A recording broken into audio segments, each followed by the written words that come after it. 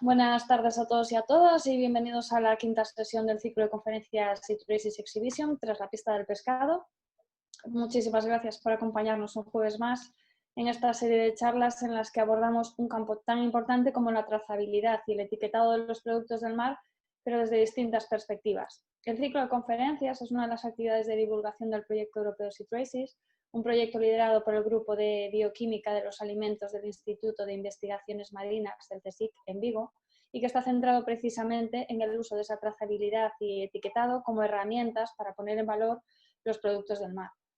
Os animamos, como siempre, a que participéis de forma activa en la charla de hoy, dejándonos vuestras preguntas, vuestros comentarios, vuestras sugerencias a través del chat o a través de la herramienta de enviar preguntas y, como siempre, iremos dando paso a todas ellas en el pequeño coloquio que abriremos tras la interesante conferencia que tenemos preparada hoy. Hoy, para hablarnos del papel del mercado y consumo responsable en una pesca sostenible, tenemos con nosotros a Raúl García, coordinador de pesquerías de WWF España.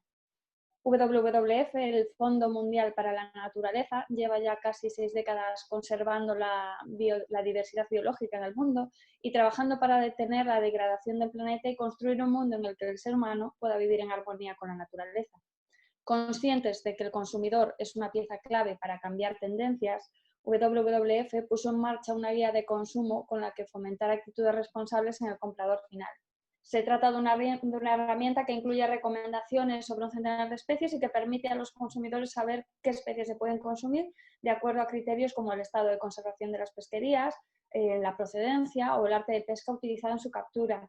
Es una forma interactiva de informar al público, de evitar la demanda de especies sobreexplotadas y de dar a conocer las historias escondidas que hay detrás de cada plato.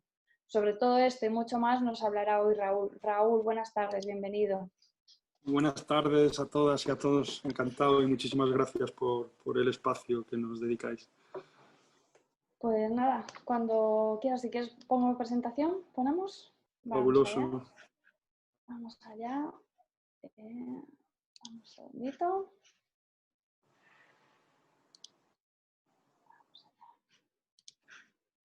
Vamos a... Listo, todo tuyo. Pues nada, encantado. Pues empezamos. Me habéis propuesto un tema que es el que menos me gusta por lo complicado y sensible que es el mercado y el consumo. El consumo, lo que comemos es un tema muy personal, que se arraiga en temas culturales, religiosos, y en la pesca es especialmente complicado dar un asesoramiento claro. El asesoramiento se puede dar sobre una pesquería, pero sobre especies es más complicado. Más allá, vamos a entrar en algunos ejemplos de cómo estas guías se pueden utilizar y qué utilidad vemos que han tenido, porque ya tienen más de una década de historia, no solo están enfocadas hacia el consumidor. Voy a tratar de dar un poco el cuadro en el que marcamos bueno, el uso de este tipo de herramientas que, como bien mencionabas al principio, digamos que el tema de la trazabilidad del etiquetaje es una precondición. O sea, si no tenemos esos elementos, pues estas guías para empezar no sirven de nada porque no sabemos qué pescado estamos viendo en el mostrador. ¿Podemos pasar, por favor? Esta proyección de Spielhaus me encanta porque nos hace ver que el océano es uno. Y como veremos a continuación, el pescado y los mariscos es la materia prima sometida a una mayor globalización, a un mayor comercio mundial. Esto es muy importante comprender, especialmente en países como España, altamente consumidores, que no tenemos capacidad ni en nuestras aguas, ni siquiera aguas distantes de proveernos el consumo que tenemos, pues somos altamente dependientes de las producciones en otros países y veremos que esto tiene también sus consecuencias y trabajo por hacer. Pasamos. Bueno, muy brevemente, ya nos presentaste, pero bueno, WWF es una de las mayores organizaciones de conservación. Veis ahí en el mapa, estamos presentes prácticamente en todo el mundo donde no hay guerras o conflictos que no nos permiten trabajar. Tenemos más de 5 millones de socios y cerca de 30 millones de personas que nos apoyen por distintas vías y ya tenemos muchas décadas. Pasamos. Este es uno de los indicadores que cada 2 años desarrollamos con una red de investigadores, y un poco lo que pretendemos es cómo de vivo está el planeta, medir cómo evoluciona es el índice de planeta vivo, un resumen de muchísimos parámetros, y lo que vemos, bueno, confirmado en estos momentos también por el panel intergubernamental sobre la biodiversidad, que bueno, pues estamos perdiendo mucha biodiversidad. Desde los años 70 de media, el último dato es que hemos perdido el 68% de las poblaciones de varios miles de especies animales y vegetales que se siguen a través de este estudio. El medio terrestre es muy profundo, donde más grave es este problema son en las aguas continentales, y en el medio marino, bueno, la tendencia no es tan grave, pero también sigue siendo a la baja, salvo algunas excepciones en Atlántico Norte y Pacífico Norte. Podemos pasar. Bueno, son tantos los retos, yo creo que a estas alturas todo el mundo lo tiene claro. Tenemos 2 grandes retos ambientales: el calentamiento global, la emergencia climática, que nos afecta absolutamente a todo, y la pérdida de biodiversidad.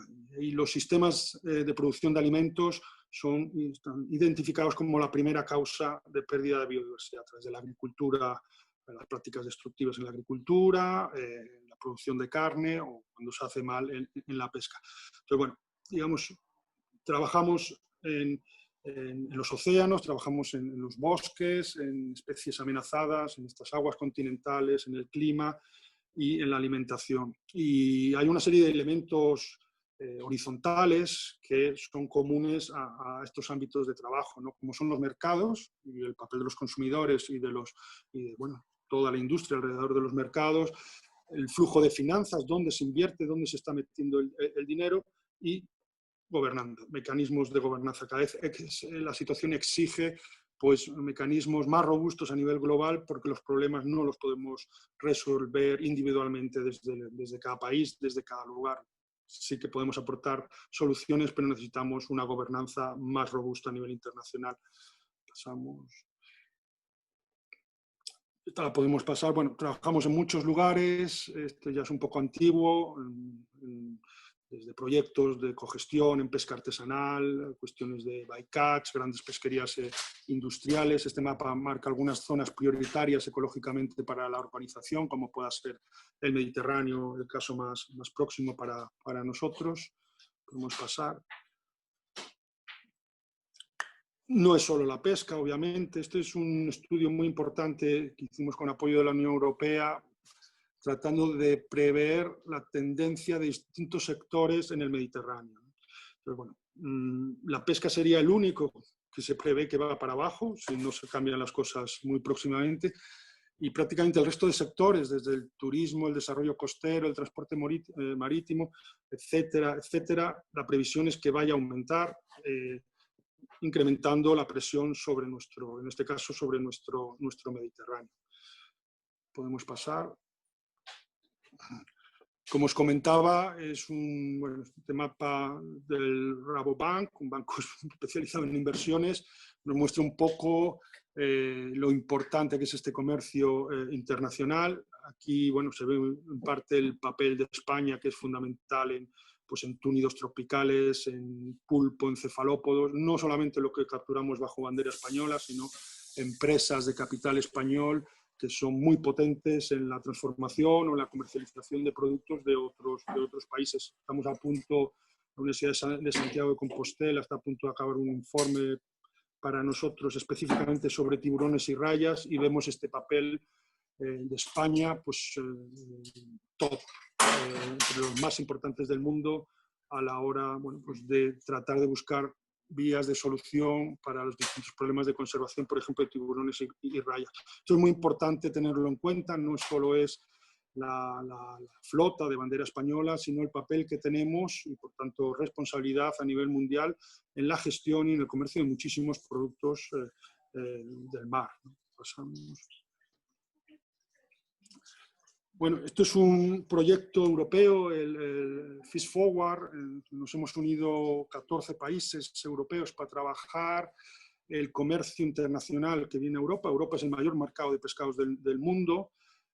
con una fuerte conexión en este proyecto sobre países en desarrollo y comunidades costeras de estos países, tratar de ver las ventajas e inconvenientes de este mercado.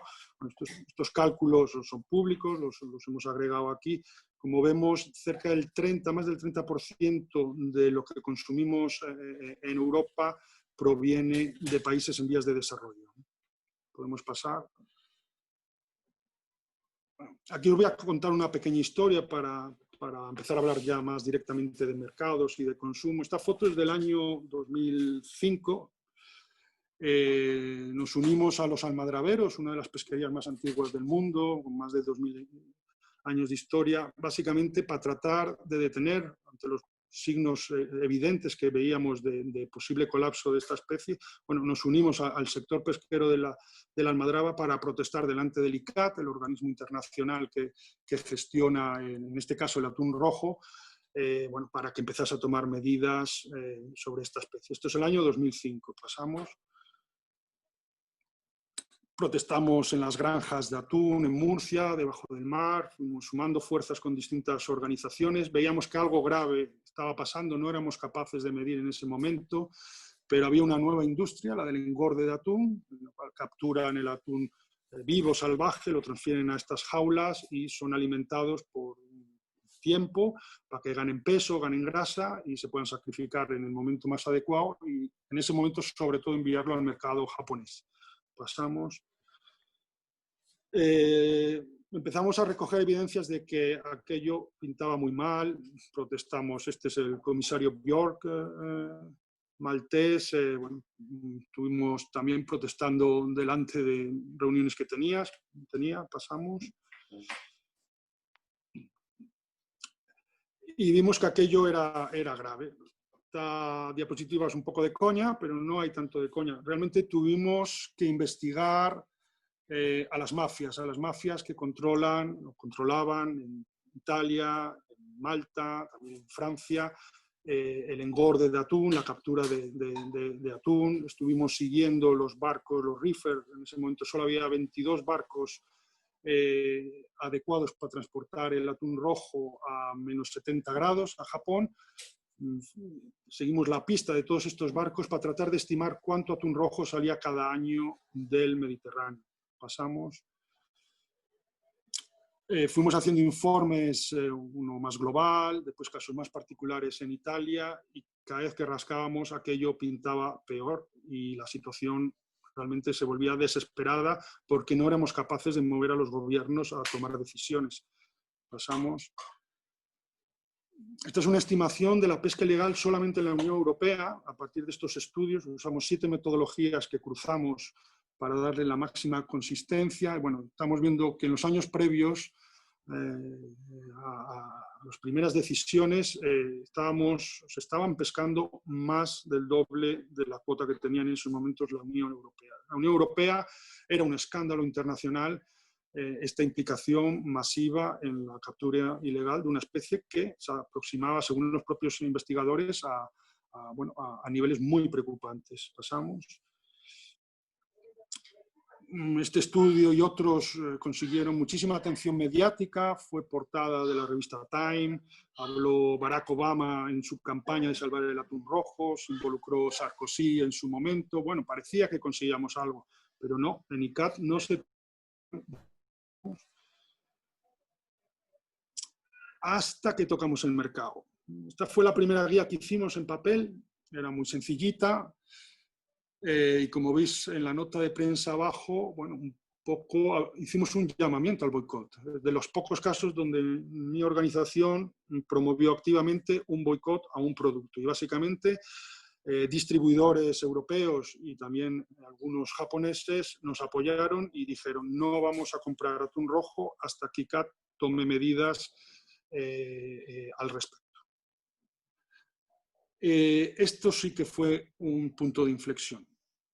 Se movió Japón, se movió la Unión Europea y a partir del año 2007 en Dubrovnik se consiguió un primer plan de recuperación que nos pareció muy corto en ese momento, después se profundizó, se redujeron las cuotas, se estableció una talla mínima, se redujo la temporada de pesca, se mejoró el sistemas de control en granja, etcétera. Bueno, es una de las grandes historias de recuperación de una pesquería. El atún rojo en estos momentos, si no ha alcanzado ese rendimiento máximo sostenible, está muy próximo. Sigue habiendo pesca ilegal, pero a niveles más bajos que en el pasado, y nos demostró que, bueno, pues que la presión de los consumidores y la presión del mercado bajo determinadas circunstancias podía ser clave. Y este es un ejemplo que tenemos de cómo el mercado nos ayudó a salvar una especie emblemática. Pasamos. Este es el atún rojo del Pacífico. Aquí no pasó lo mismo. Estamos al 3% de la biomasa original, previa a la pesca industrial. Ha mejorado un 0, algo por ciento su población y ya están los países que lo capturan, Europa no está implicada, ya están proponiendo subidas de cuota. Muy, digamos, bastante al contrario de lo que se hizo con el atún rojo del Atlántico y del Mediterráneo. Pasamos. Bueno, algún concepto básico sobre definición de pesca sostenible.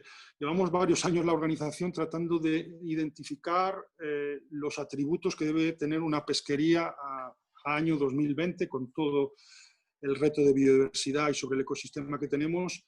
¿Qué es una pesca sostenible? ¿Qué es una pesquería sostenible para nosotros? Esto es previo, algo muy simplificado, pero bueno, básicamente entendemos que es una pesquería que no compromete la situación del stock objetivo, de la población que estamos explotando, y además no tiene un impacto relevante en el ecosistema, de tal manera que va a seguir, puede seguir pues, proveyendo de sus servicios, lo que llamamos servicios ecosistémicos. Va a seguir siendo un ecosistema funcional.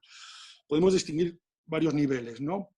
Pero bueno, para considerar hoy en día, yo creo, una pesquería totalmente sostenible, no bastan los aspectos ambientales.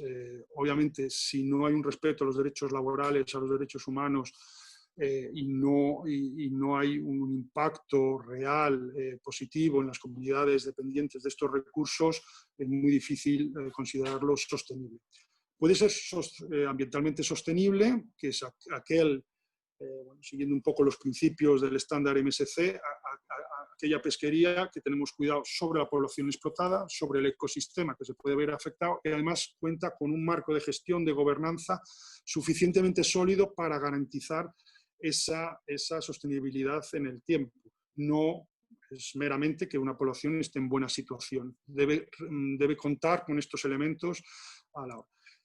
¿Qué pasa? Que hay muy poquitas pesquerías que podamos considerar plenamente sostenibles. Casi todas hablamos de transición, ¿no? Estamos hablando de una transición ecológica. Para eso hay muchas herramientas que nos permiten medir el avance, marcarse los objetivos, obviamente, hacia dónde queremos ir, medir el avance en el tiempo. Bueno, eso lo consideramos una pesquería en transición. Pues, por ejemplo, los proyectos de mejora pesquera que veremos un poquito más adelante. Pasamos.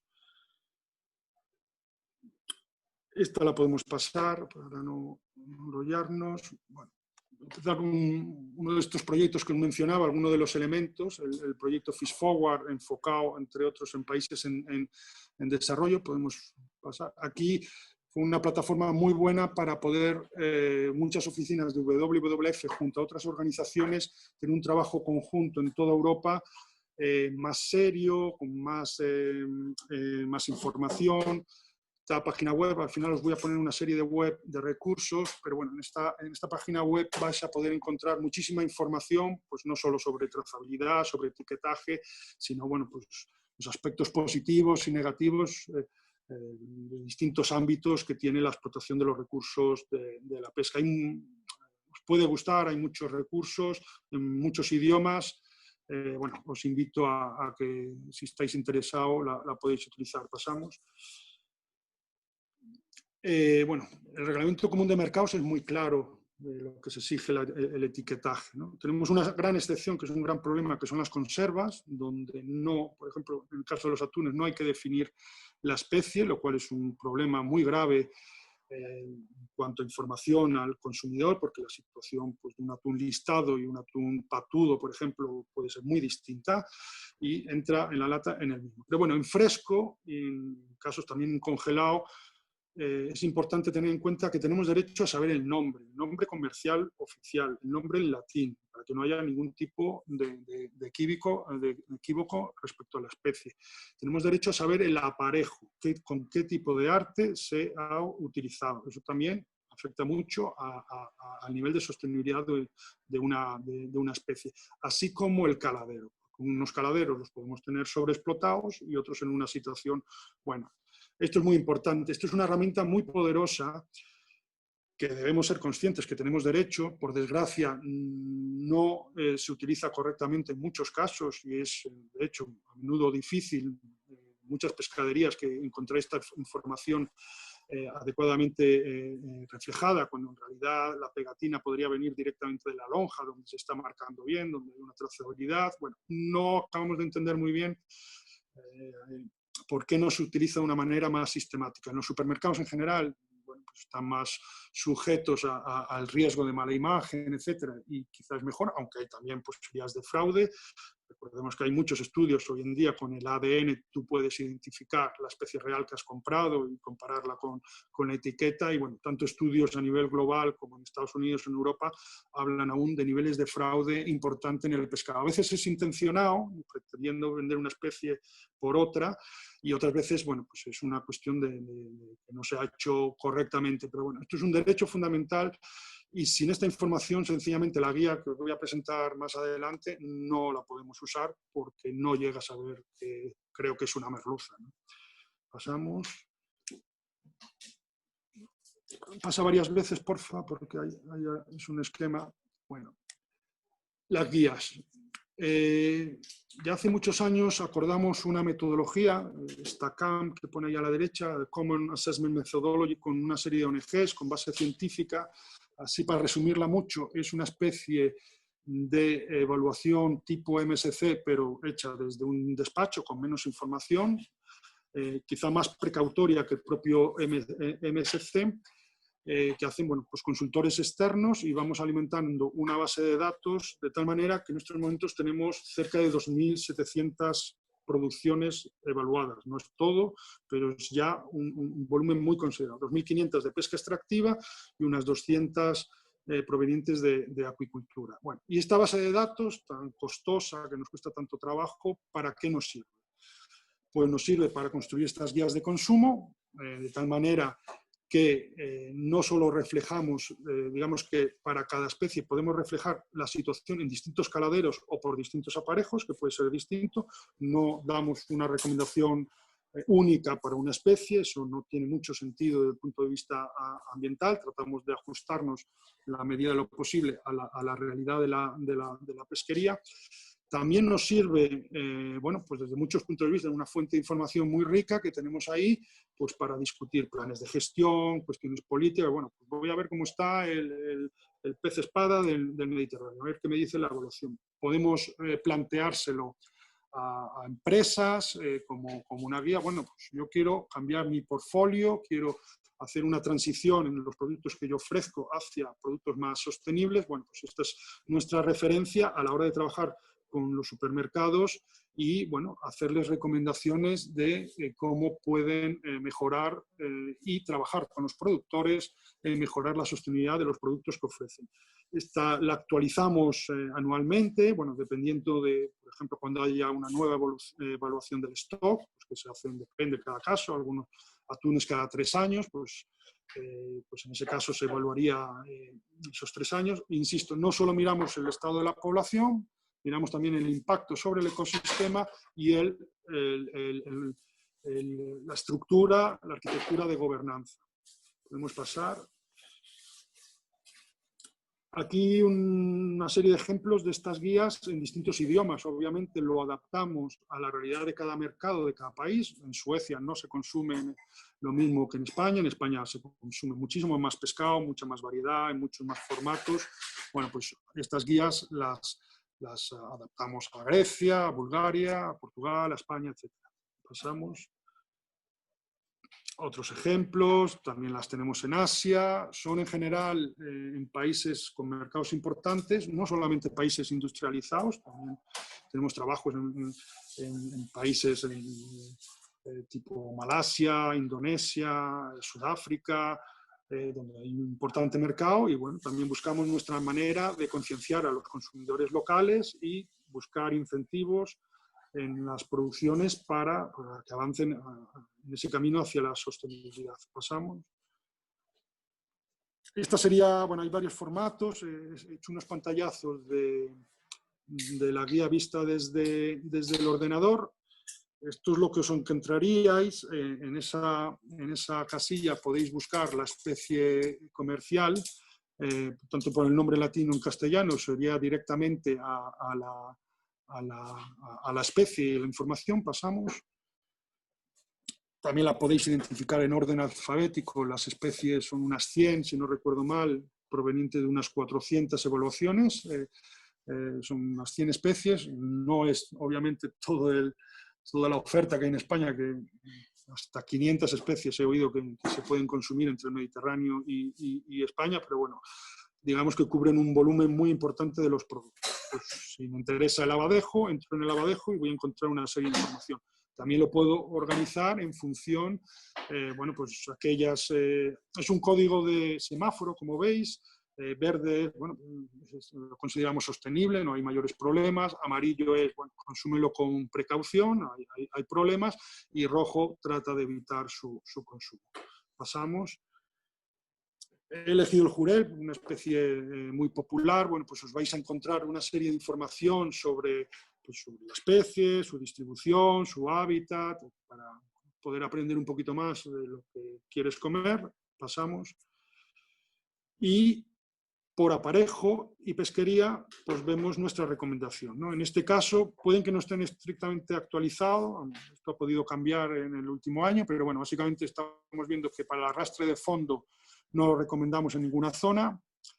Lo consideramos sostenible en el caso del cerco, pues tanto en el Atlántico Norte como bueno, no están aquí todas reflejadas, hemos reflejado las que, digamos, proveen mayoritariamente el mercado español, y en el caso mediterráneo, por problemas de población u otros, pues está en amarillo.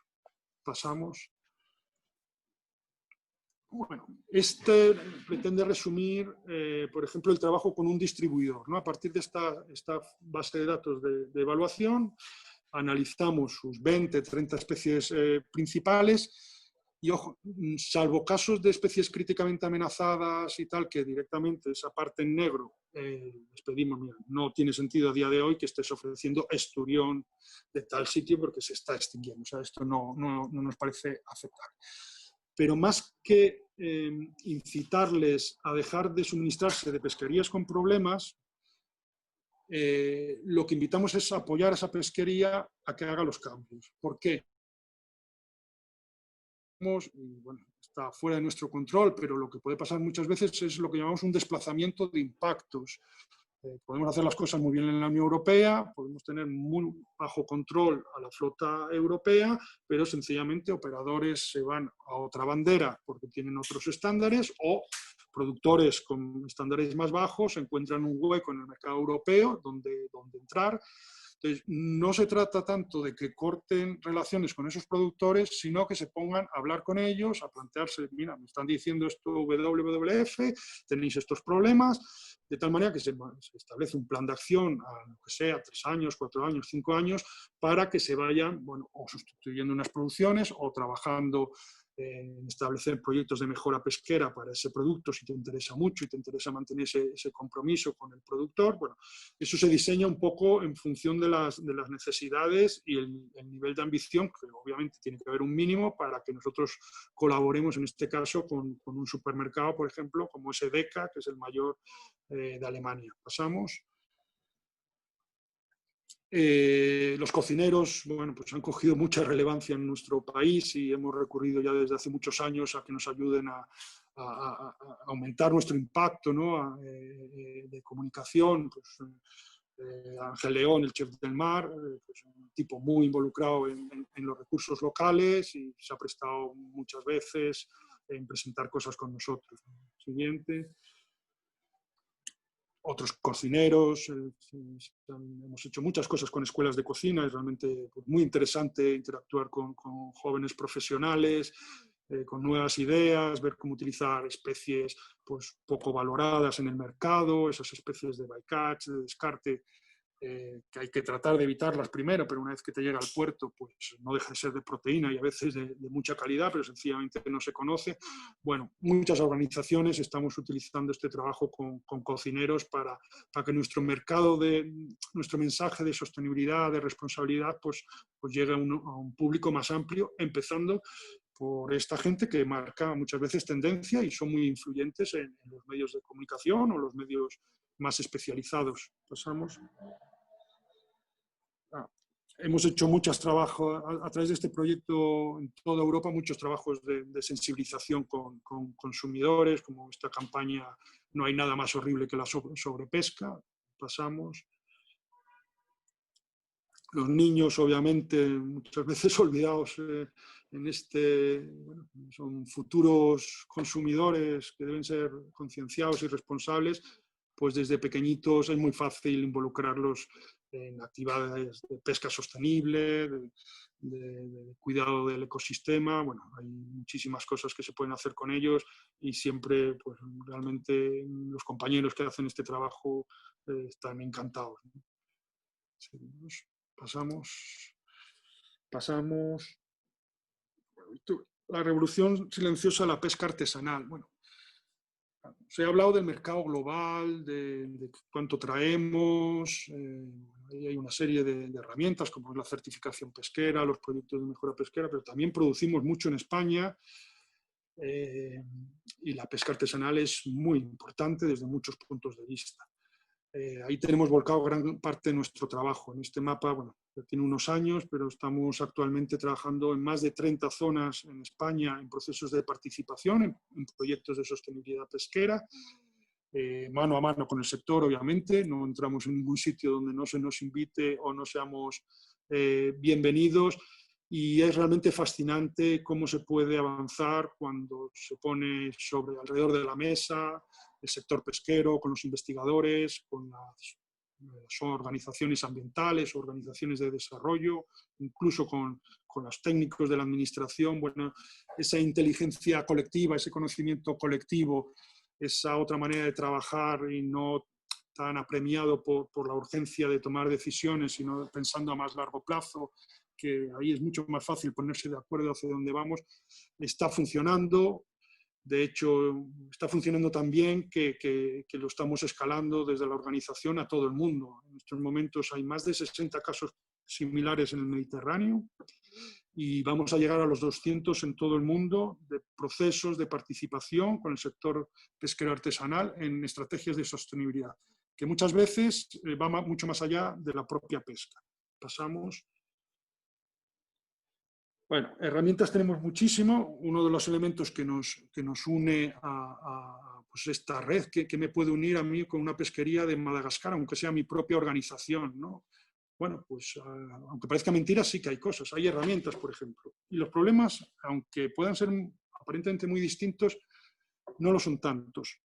Entonces, bueno, compartimos herramientas tanto del ámbito social como de gestión, como ecológicas, y promovemos intercambio entre pescadores, capacitación, donde los pescadores nos forman a nosotros, formamos a los pescadores, los científicos nos forman a nosotros y viceversa. Todos necesitamos entender mejor desde los distintos ángulos para tener planteamientos más holísticos, más complejos. No nos debe asustar la complejidad, pero bueno, para evitar cuestiones como ese desplazamiento de impactos o efectos perversos que podemos ver en determinados, cuanto más ojos, más cerebros alrededor y mejor conocimiento tengamos de la realidad de ese ecosistema, incluido el humano, más probabilidades de éxito tendremos.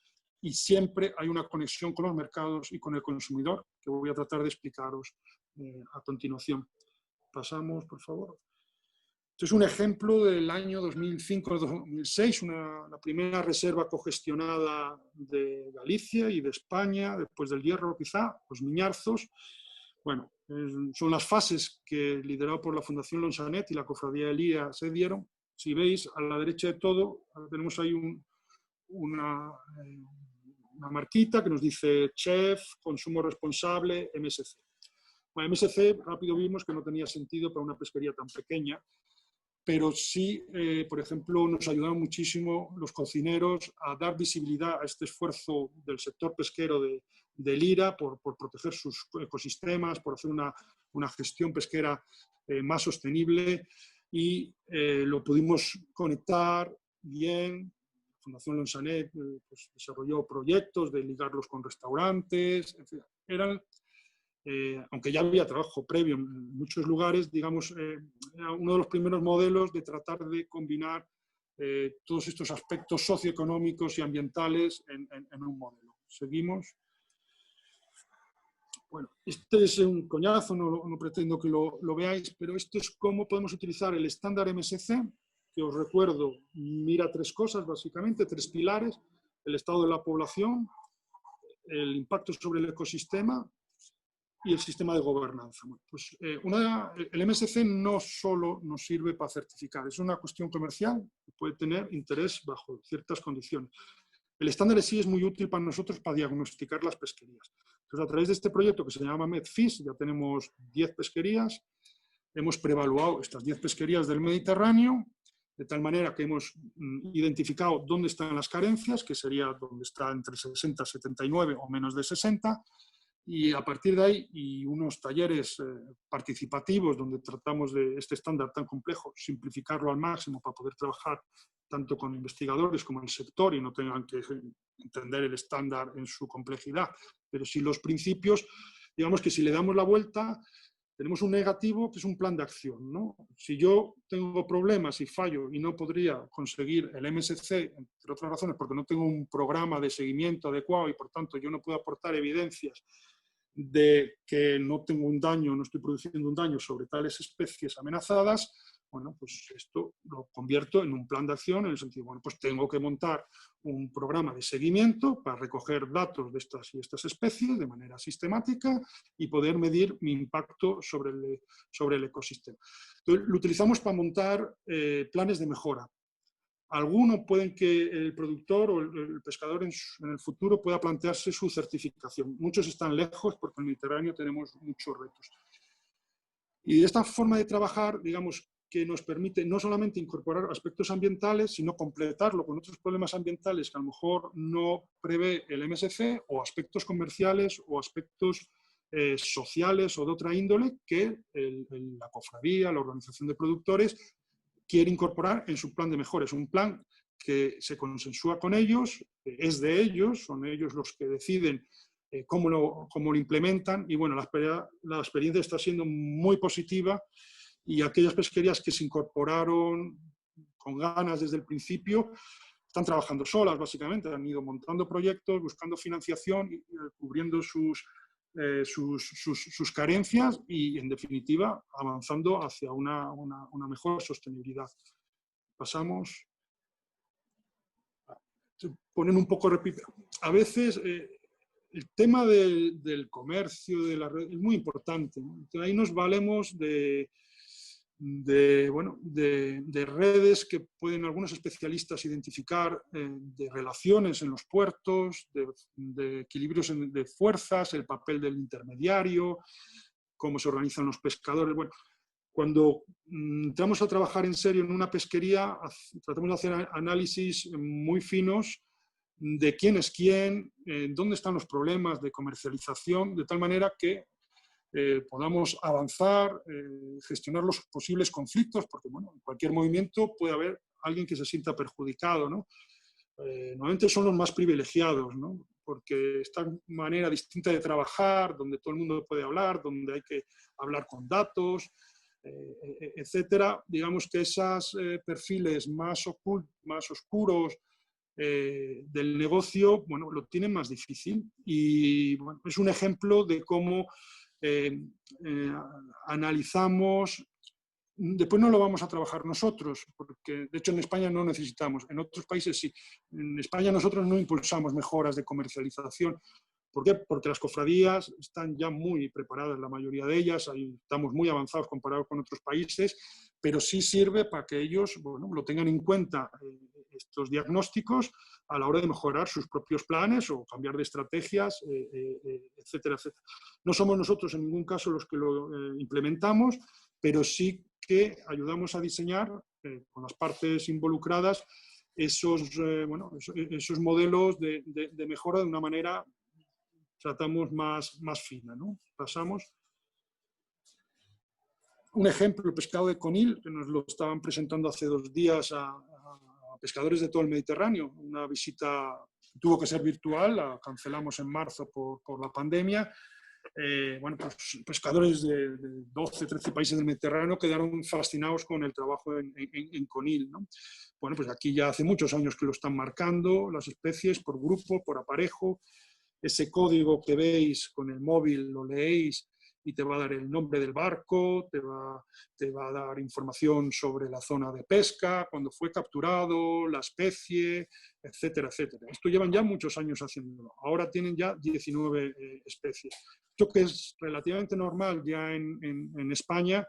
En otros países, bueno, pues el otro día la verdad que alucinaron porque, bueno, vieron que parejo a esta identificación del pescado, pues hay una mejor comercialización, más estable, tú puedes atraer mejores compradores, que eso es algo muy importante a la lonja, atraer buenos compradores, que a lo mejor te va por unas hurtas, pero de paso te llevan unos pulpos, puedes llegar mejor a los restaurantes, puedes llegar mejor a determinados colectivos de consumidores. Y a nosotros, bueno, yo intento comprar pescado cuando puedo a quien conozco, hay esos vínculos de confianza, pero en caso de estar en Madrid, bueno, la posibilidad de poder saber, a mí me parece fascinante, ¿no? De poder saber quién capturó el pescado que me voy a comer hoy. Pasamos. Y esta es ya la última. Tan es así que con la pandemia hemos visto que cofradías y OPPs como la de Conil, pero también la de Motril, han decidido escalar sus estrategias de comercialización de tal manera que han diseñado estrategias de custodia alimentaria. Pues ¿cómo? Han aprendido mucho de la lección, los restaurantes han estado cerrados mucho tiempo, han visto que tienen que construir sistemas más resilientes a estas crisis que te pueden venir del turismo, que te pueden venir de distintos aspectos, y asegurar la alimentación local. Eso parece mentira, pero en el COVID mucha gente se dio cuenta que, coño, tenemos barcos aquí que nos pueden traer pescado a diario mientras está cortado el comercio internacional, y ellos mismos fueron capaces en muchos puertos de coger su furgoneta y empezar a distribuir el pescado. Bueno, de estas lecciones y reflexiones han empezado a montar custodias más ambiciosas para involucrar a las instituciones, a los restaurantes, trabajar en la economía circular alrededor de la producción de alimentos, quizá en el futuro también se hermanen con productores agrícolas, de tal manera que aseguren también la alimentación de la población local o en zonas próximas a comarcas que pueden estar, que no están cerca de las capitales ni están cerca de la costa, que no les llega buen pescado, pues comarcas del interior de la zona de Cádiz, asegurarse que una parte del pescado pueda llegar a esos comercios, a esas pescaderías, que haya esa confianza, que tengan la información de esos productos, tienen la etiqueta, pero van a desarrollar herramientas nuevas, de tal manera que todo el mundo se pueda beneficiar de esa riqueza que da el océano, en este caso en el Golfo de Cádiz.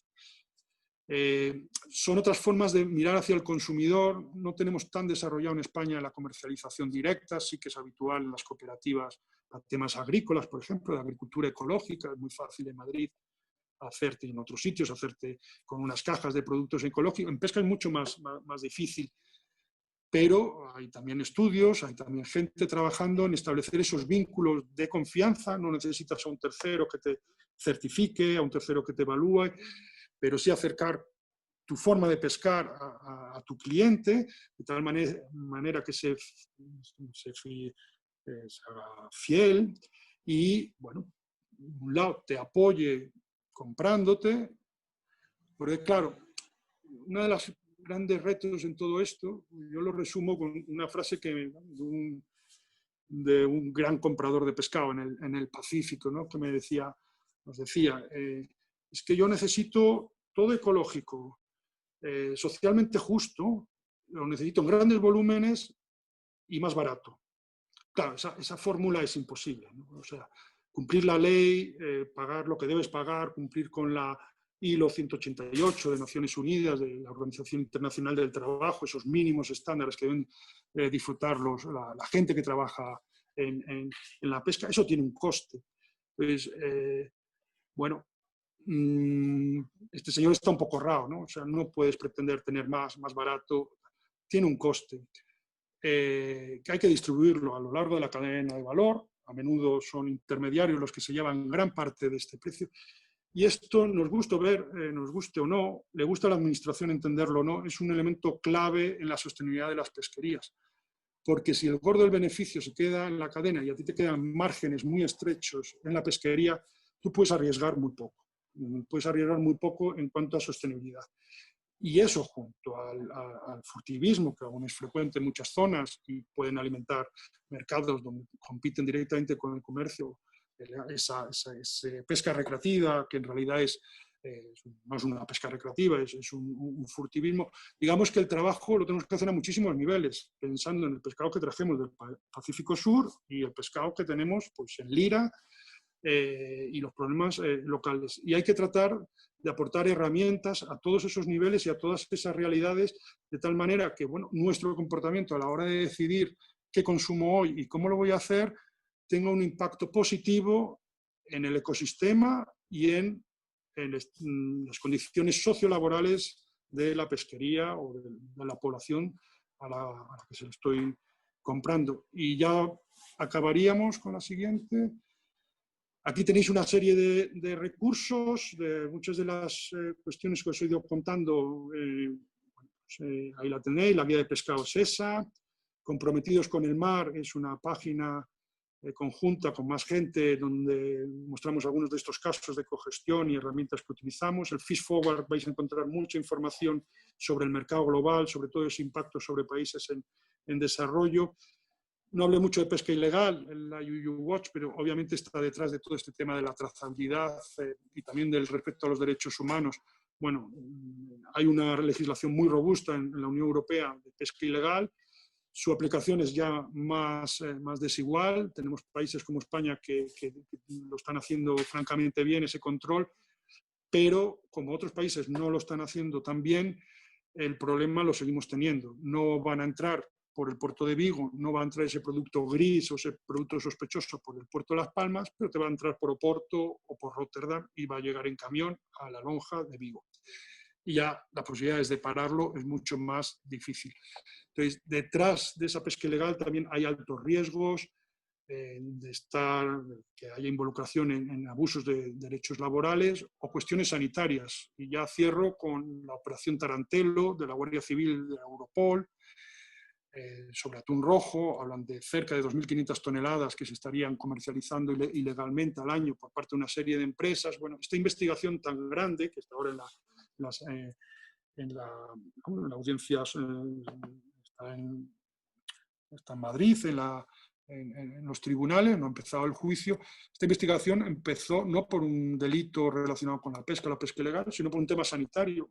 Una serie de gente se intoxicaron por altas histaminas y era porque provenía de pescado de atún rojo ilegal, mal conservado, y dio lugar a una investigación que, bueno, hay acusaciones muy graves de organización criminal, de falsificación de documentos, etc. Hay una relación, obviamente, y eso nos pasa con el furtivismo, y productos que no solamente es un riesgo para la salud del ecosistema y las economías costeras, sino un riesgo para nuestra salud porque no han pasado por los mínimos controles y condiciones sanitarias, ¿no? Nada, muchísimas gracias y estaría ahora encantado de charlar con vosotros. Muchas gracias, Raúl. Te paso la primera pregunta. Basilio Otero pregunta si no crees que en el caso del atún, con la recuperación que tiene, se debería de subir su TAC. A la flota artesanal le sería de utilidad y actualmente pasa de ser recuperación a ser una plaga en ciertas zonas. Bueno, el amigo Basilio, no sé si una plaga, habría que ver.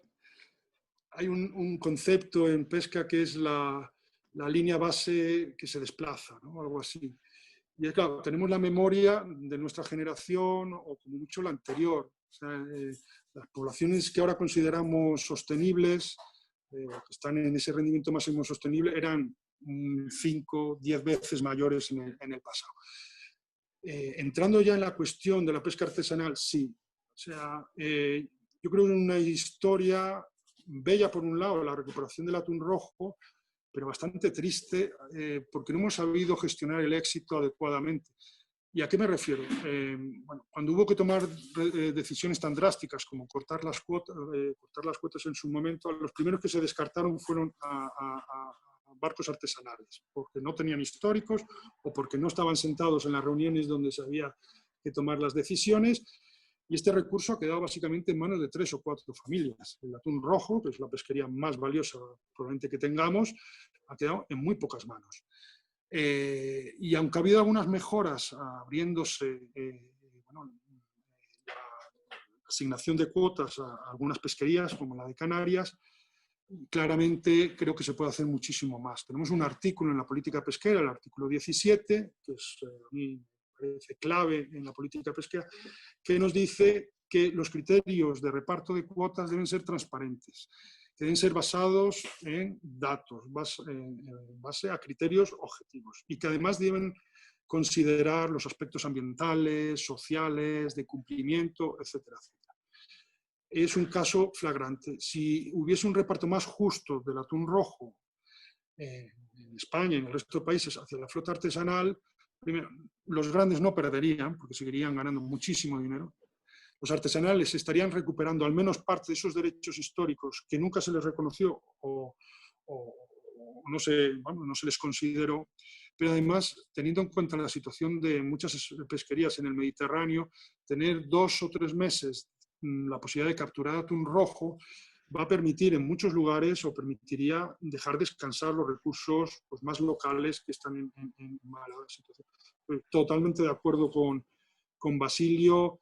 Es un recurso común, es un recurso público y debe estar bueno, planteado en ese bien común y no solamente beneficiar a 4 familias, que es lo que tenemos actualmente con esta pesquería.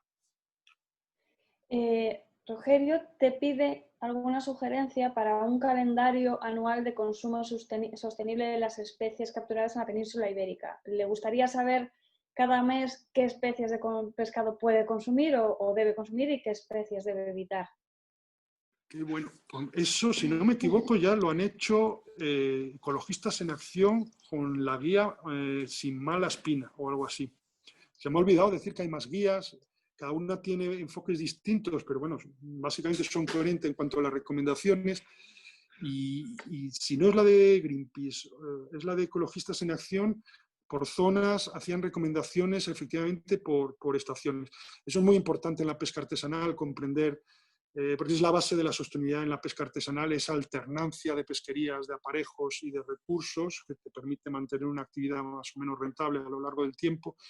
Eso bien conectado con una buena gestión por parte de, bueno, de las autoridades y el sector, y digamos, una contraparte en el mercado pues, que reconoce esas épocas donde el pescado puede estar ser más nutritivo o es más adecuado pescarlo porque ya se han reproducido, etcétera. Eso idealmente es parte de las estrategias a nivel local, absolutamente. No sé cómo comunicarme con Rogelio, pero os puedo pasar, por ahí hay guías en ese sentido y no renuncio algún día, a lo mejor para alguna zona, a hacer algo parecido, porque me parece una idea fantástica. Sandra Martín se ha levantado la mano, le vamos a dar paso para ver qué te quiere preguntar o qué nos quiere contar.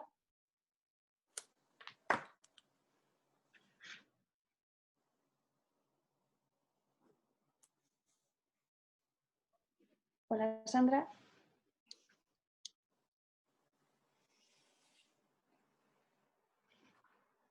Hola, Sandra.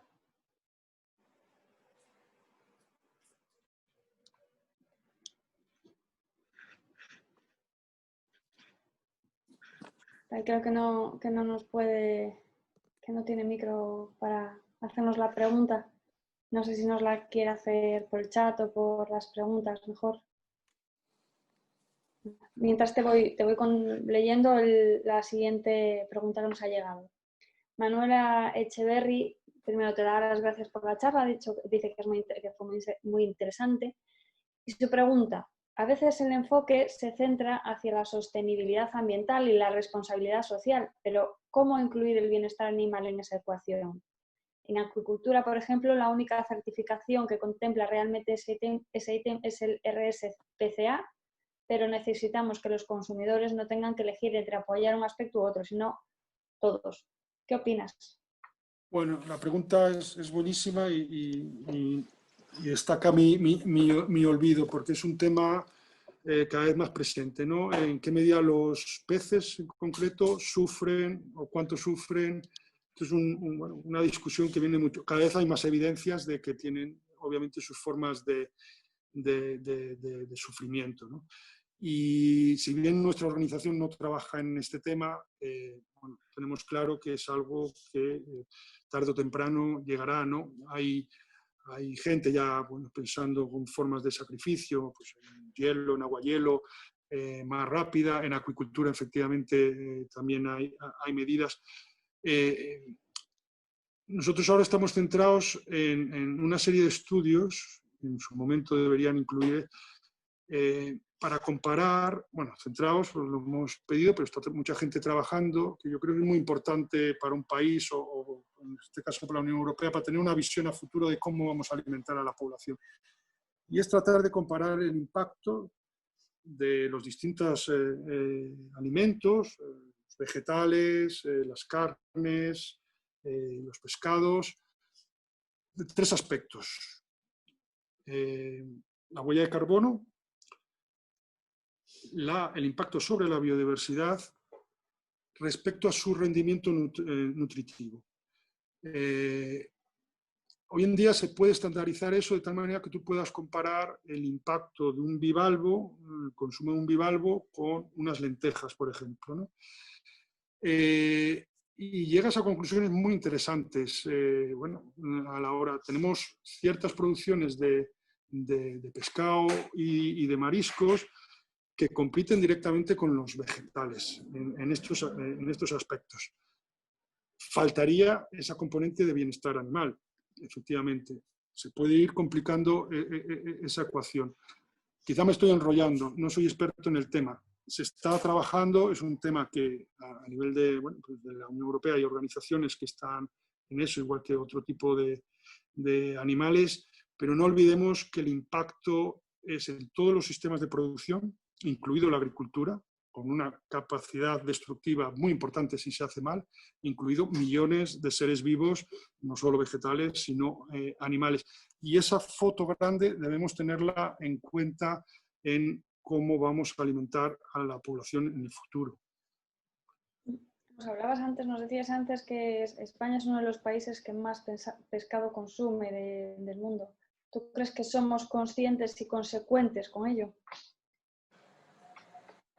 Trabajar en mercados en España es mucho más complicado que en Alemania, ¿no? ¿Por qué? Porque la gente sabe más, porque se requiere análisis más finos. Yo creo que en gran medida somos conscientes de este papel. No sé si la población en general, pero sí una parte importante de la población. Insisto que nuestro impacto va más allá, para bien y para mal, de lo que consumimos, sino es también todas esas empresas que tenemos por el mundo que no necesariamente traen aquí, pero controlan producciones muy importantes. Todo el mundo. Hay que involucrar a todos, hay que involucrar a armadores que operen con otras banderas, a empresas comercializadoras. Yo no sé en qué medida somos conscientes. Yo creo que sí. Si lo comparo con otros países, la cultura de la pesca es mayor aquí, claramente. La gente sabe más de pescado, sabe bueno, es más difícil engañarles, igual que pasa en Portugal, en Galicia es tremendo, y nos lo ponen complicado cuando hablamos con la gente porque sabe mucho y no es cuestión de contar una milonga, sino que hay que ir a los datos y en el ámbito pesquero yo creo que somos conscientes. En general, pues las encuestas nos dicen, no he puesto ninguna porque se contradicen y sé que estáis haciendo en el proyecto nuevas encuestas. En general, hemos observado una clara mejora de concienciación. España aparece entre los países más concienciados, su población, en muchos aspectos de cambio climático, también en la pesca. Lo que pasa es que eso no se traduce tanto después en el comportamiento por lo que nos dicen en los supermercados, por ejemplo. Y tampoco se traduce especialmente en el papel de algunos supermercados, donde literalmente, y esto es un grave problema, les importa un bledo. Mientras sea legal y sea buena calidad, les importa un bledo su origen sostenible. Y no están dispuestos a pagar un céntimo más. Entonces, tener 3 latas de atún tropical que vienen del Pacífico a €1 hoy en día es impresentable, porque ni refleja el coste ecológico de eso, ni refleja que estamos consumiendo un gran predador, ni refleja los costes asociados a su captura. Y eso es un problema que yo creo que no lo hablamos lo suficiente, porque los supermercados tienen mucho poder, pero mientras no se muevan algunos grandes supermercados que manejan tantos volúmenes hacia posiciones más progresistas al respecto, el consumidor tiene las manos muy atadas, porque incluso para mí, que me dedico a esto, es una pesadilla elegir el pescado que yo compro en mi barrio. Es una pesadilla. Tengo que hacer muchas preguntas, se me ponen incómodos los pescateros y yo me imagino a cualquier persona que vaya a comprar y que no tenga estos conocimientos, pues es una locura. Y los sellos y esto nos pasa con todos los productos. Entonces, sí, tenemos un papel, pero ojo, el primero es votar. Hay que votar, desde mi punto de vista, a los que quieren cambiar de agenda política en medio ambiente. Eso es una de las fuerzas que tenemos. Y hay que exigir como población el derecho a un medio ambiente sano y no solo poner la responsabilidad sobre nuestros hombros, porque en la realidad estamos muy limitados. Tenemos responsabilidad, podemos hacer cosas y una es preguntar. Estas guías a nosotros nos han servido, no sé si han cambiado tendencias, pero ha habido millones de descargas en toda Europa, tenemos muchas consultas, ha servido para que la gente pregunte ¿de dónde viene esto? Esa pregunta es clave, porque eso te va a exigir al señor, bueno, la próxima vez poner la tarjeta, la etiqueta y verla. Tener un sistema de trazabilidad hacia atrás, etcétera, etcétera. Entonces, bueno, ese es un papel muy importante, preocuparnos, preguntar lo que vamos a comer. Te quería preguntar, ya que te has acercado al proyecto Citraces, ¿tú qué crees que puede aportar un proyecto como Citraces a este campo, en este sentido? Bueno, pues entre otras cuestiones, aumentar el impacto del conocimiento, ¿no? De que la gente sea consciente que tiene derecho a una serie de información y que para esa información se requiere algo que creíamos básico. Nosotros no trabajamos en España en trazabilidad, trabajamos en otros países, en blockchain, en cosas muy sofisticadas. Aquí no hace falta, o sea, aquí tenemos empresas desde hace, cuando nos decían algunas empresas que no, ¿cómo la lata? Yo no puedo poner la especie que es, porque yo traigo de aquí, de allá. Había su competidor al lado que llevaba tropecientos años por cuestiones de salud, que te enseñaba la trazabilidad y te decía, mira, esta lata viene de aquí y viene de allá. Eso ya pasa desde España hace muchos años. Los que no quieren esa trazabilidad, por algo será. Entonces, hay efectivamente una zona muy amplia de gente que no tiene marca y no tiene ese riesgo. Bueno, hay muchas opciones de que no interesa, porque me permite traer de aquí y de allá. Y ahí tenemos un poco de esquizofrenia, porque tenemos incluso empresas muy grandes integradas verticalmente, que son pescadores y son procesadores, y que tienes a su parte de producción pues pidiendo más estándares para las importaciones, pidiendo digamos, el level playing field, que haya una igualdad de oportunidades para poder competir con otros, y tienes a su otra parte de la empresa, que son conserveros, pidiéndote arancel cero, no sé cuántas miles de toneladas de China, que sabemos que el riesgo de que sea de origen sospechoso es muy elevado. Bueno, esta esquizofrenia sucede en la industria española, y también creo que es parte del problema. O sea, tenemos empresas haciendo cosas muy chulas por un lado y tienes a su otra departamento haciendo lo contrario a nivel de importación o de procesamiento. o nos lo creemos o no nos lo creemos, pero hay que ser coherentes, ¿no? Ujú. Pregunta Rogerio, ¿quién controla la aplicación de las tarjetas usadas en la lonja de Conil? Entiendo que los gestores de la propia lonja, o sea, ahí están marcando individualmente, hay varios operarios, se crearon empleos hasta donde tengo entendido, porque hay que sacrificar a los animales en hielo, bueno, hay una serie de condiciones que ellos, más creo que son bastante estrictos. La conexión con la sostenibilidad es que esta marca no es poner la marca, es que viene detrás, hay que cumplir una serie de medidas voluntarias que están a través de los planes, digamos, las medidas internas de la organización de productores, pues tallas de determinadas tallas, determinada clasificación de las tallas, determinados aparejos en determinadas zonas, están todos localizados por caja verde, por cierto, en Andalucía todos los barcos artesanales tienen caja verde, o sea, hay una serie y después cuestiones de calidad, cuestiones de seguridad alimentaria, y hay una serie de operarios que verifican todo este procesamiento, los van marcando, a veces son los propios pescadores los que la marcan en la lonja también, y bueno, se venden, van individualizados desde la propia lonja. Patricia dice que muchas gracias por la charla, que ha sido muy interesante. Dice, me gustaría preguntarte cuáles crees que son los pasos claves para fomentar la puesta en marcha de una participación colectiva entre el sector pesquero, ecologistas, gestores y científicos para diseñar estrategias de custodia alimentaria y fomentar el consumo local en un área. Pues es querer y que haya un interés común, que es relativamente fácil por nuestra experiencia.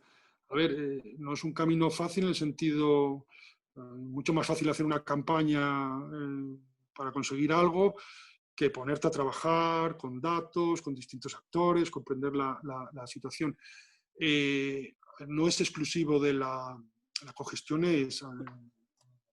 nació como tantas otras cosas en muchos lugares a la vez y históricamente. El propio nacimiento de las cofradías, siglo XI, siglo XII, estaba muy relacionado con bueno, dos aspectos, la cogestión de sus recursos en el espacio y aspectos sociales, ¿no?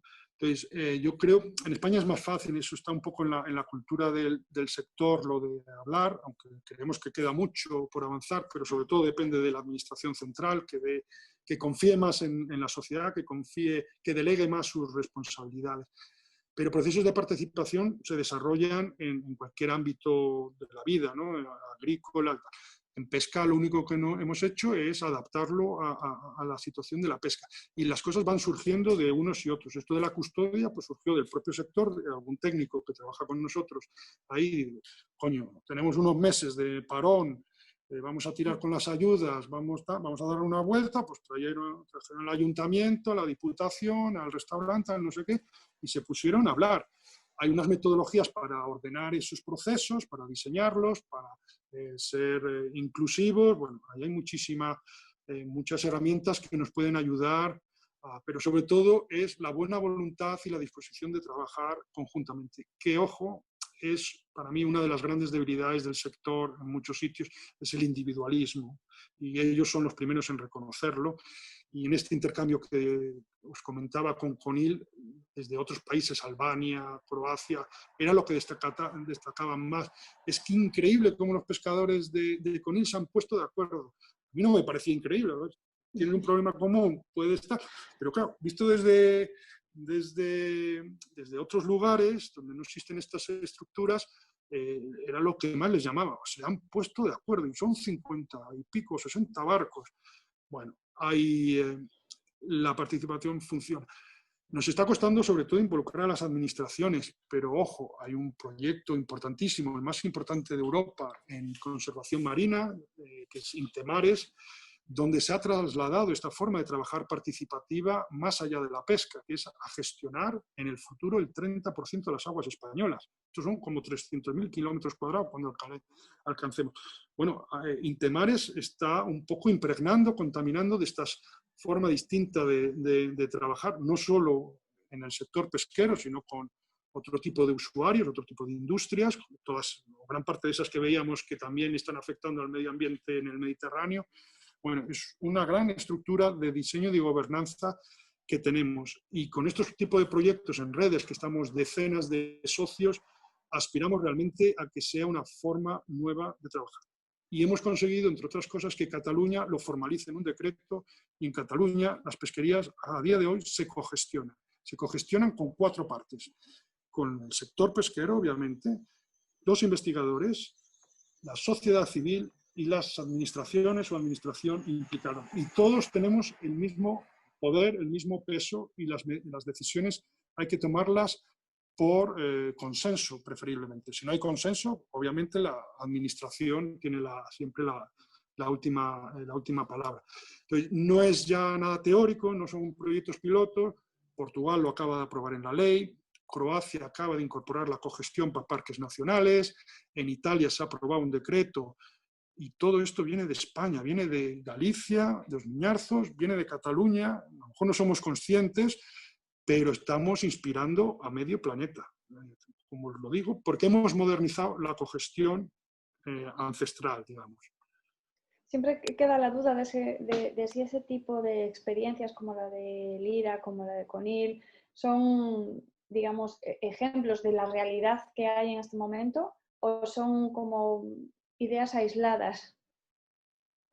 No sé. No, tenemos, ¿cómo le llamaba? Teníamos ahí una broma, efecto dominó. Bueno, mi jefe le llama efecto hongo, efecto seca. Porque en un momento dado, de Os Miñarzos, después quedó en nada, no vamos a entrar en razones, pero de Os Miñarzos y de Cedeira surgieron 7 propuestas más en Galicia, de reservas cogestionadas en muy poquito tiempo. Y una que yo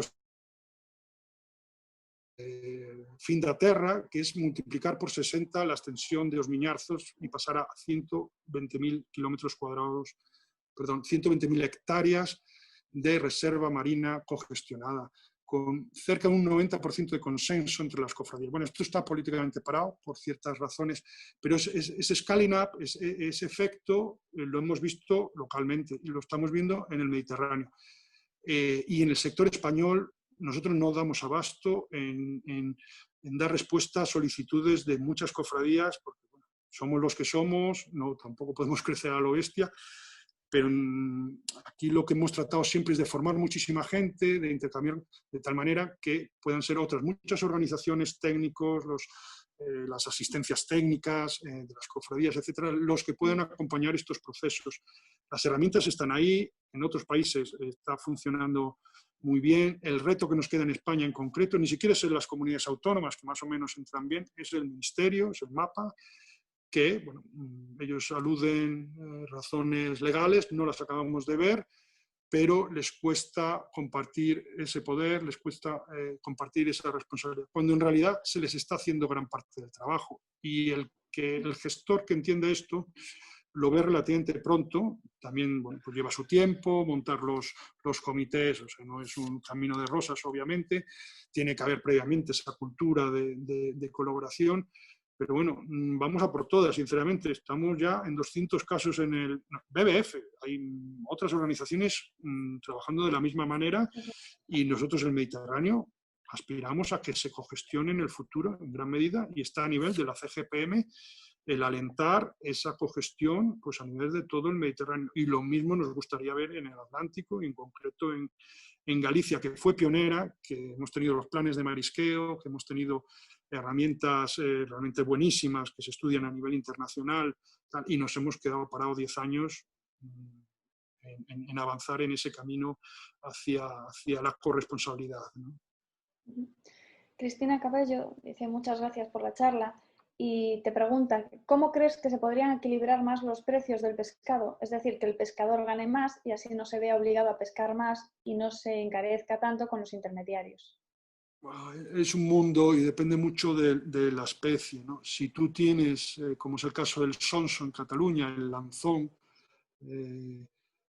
toda la producción, es fácil. Si tú te organizas en un comité de cogestión, como hicieron los pescadores del sonso de Cataluña, la gestión que hacen, aparte de bueno, responder a una serie de puntos de referencia, básicamente está basada en el precio, de tal manera que por WhatsApp, de un día para otro, si los precios han caído, deciden no salir al día siguiente, ¿no? Eso es un nivel de confianza interna Ojo, que puede llevar a cuestiones de competencia y monopolio, no ha habido problemas legales de momento, pero para que os quedéis con un dato, el Sonso, antes del Comité de Cogestión del 2013, la media era 80 céntimos, porque iba por negro, en fin, 80 céntimos.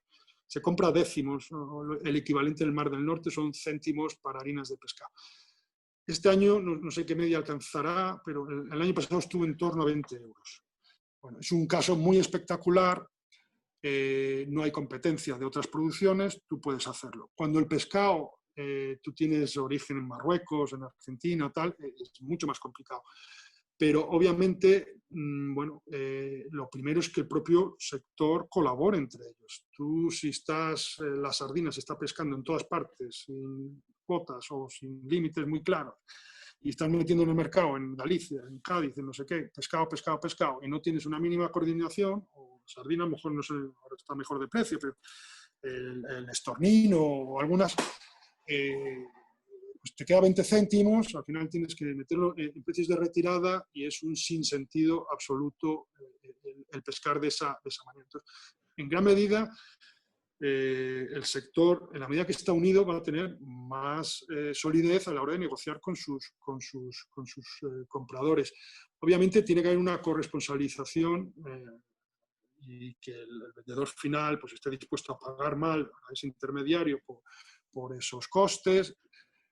Pues estamos en una situación socioeconómica muy complicada. Tampoco podemos pedirle a la gente, o sea, a todo el mundo que pague tal, porque mucha gente lo va a estar pasando muy mal. Entonces, bueno, hay que ver a nivel de custodia alimentaria local, sí que hay recursos que se pueden comercializar mejor, que pueden llegar a la población que más a lo mejor pueda necesitar ese tipo de alimentos, porque no solo se trata, yo creo, de un precio más justo, se trata también de tener un marco más estable. En gran medida, a cualquier empresario, como puede ser un pescador, le interesa tener una planificación.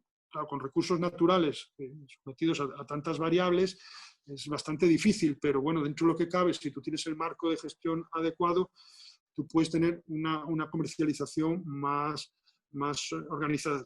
Mi respuesta sería, habría que ver caso por caso, no creo que haya una varita más, especialmente si hay competencia pues de otro tipo de importaciones, entonces te tendrías que situar, posicionar en el mercado con una serie de valores asociados a tu marca, asociados a tu producto, que te distinga del resto. Mira, es que aquí cumplimos los contratos laborales, aquí no hay nadie sin contrato, oye, que aquí estamos cumpliendo. Esto de Argentina, vete a saber, por poner un ejemplo, vamos.